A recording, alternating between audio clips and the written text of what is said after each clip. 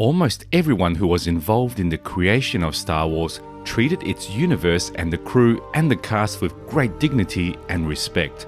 Of course, there were cases when some actors expressed dissatisfaction with their role, approached it differently, not so seriously, or did not consider it something significant. Indeed, in the late 70s, the concept of Star Wars really seemed ridiculous to Hollywood. But there is a single registered case of a real and very violent conflict between one actor and the entire Star Wars team, an incident that went too far and cost that very same actor everything. Meet David Prowse, the man who played Darth Vader himself in the original trilogy. We regret to report that he sadly passed away. In the past, he held the honor of being the only person who managed to significantly piss George Lucas off.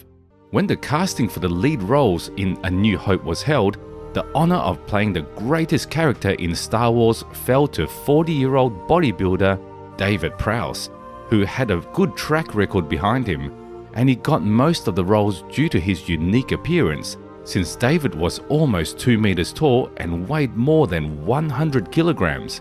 He was the man for the role, the kind of actor Lucas needed to play the fearsome Sith Lord. At first, everything was fine.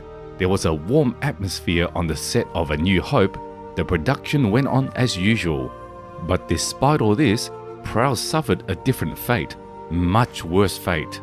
During the filming, David wore a heavy and almost airtight suit of Darth Vader, and putting on his suit could take about 3 hours. So during the day, he could not even take off his helmet.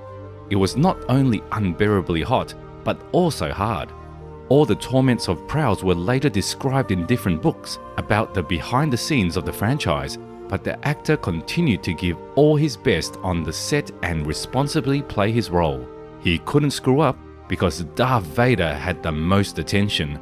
On a par with him suffered perhaps only Anthony Daniels, the actor behind the role of C-3PO, who was also forced to wear a heavy metal suit.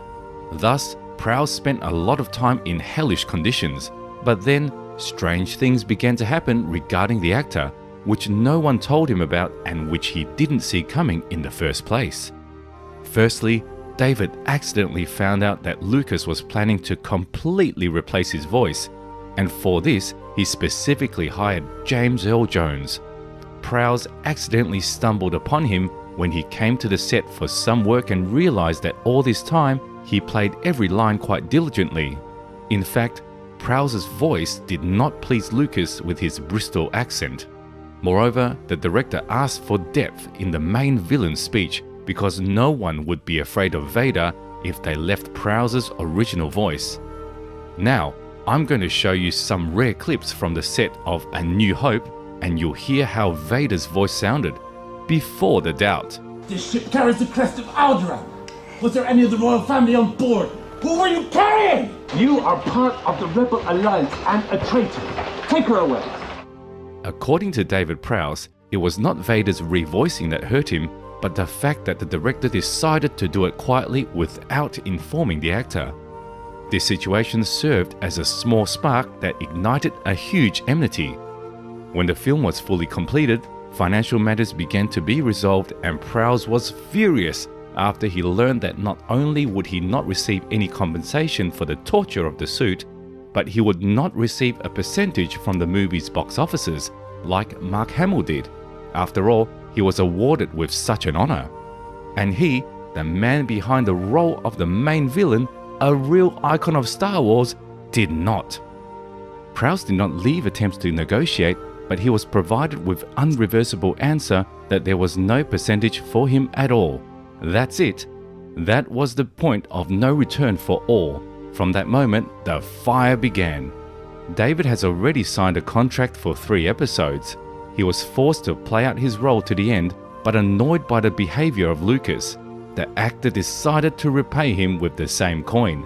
He never fully gave all of the best on the set. Often late, he stopped acting out something with his voice and said some strange things because he knew that he would be revoiced anyway. Instead of his lines, he swore, said that he wanted to poop, and continued to talk nonsense. With this, he not only pissed off the director, but also pissed off the other actors and all the people who worked on the set. It's all gone too far.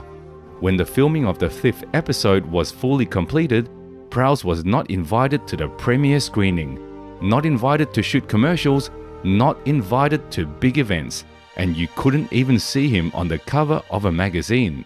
Surprisingly, no one at that time even knew who was playing the most interesting and significant character in Star Wars, although the rest of the actors were already real Hollywood stars. Obviously, in this way, Lucas decided to take revenge on David, but Prowse did not stand aside, and before the premiere of the 5th episode, he openly spoiled that Vader is Luke's father. It was a real shock for everyone, like really the shock for everyone. Of course, according to the contract, it is forbidden to say such things, and this is contrary to all norms. But David decided to do just that, to annoy his bosses. What they did and are doing to him is not good. For this, the actor received a serious fine, and after that his career in Hollywood was crossed out.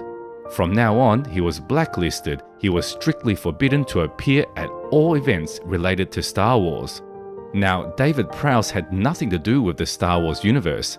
Lucas did everything to punish Prowse for his attacks. During the filming of the 6th episode, David practically did not appear on the set. He finalized a couple of moments prescribed by the contract and was literally kicked out by the bosses. And in the rest of the scenes, Vader was played out by stunt coordinator Bob Anderson. And when it came time to show the real face of the Sith Lord, Lucas brought in the great actor Sebastian Shaw, who played Vader during Luke's farewell and as a Force ghost in the first version of the film. And since the 2000s, Lucasfilm had replaced him with Christensen, which, by the way, I don't like at all.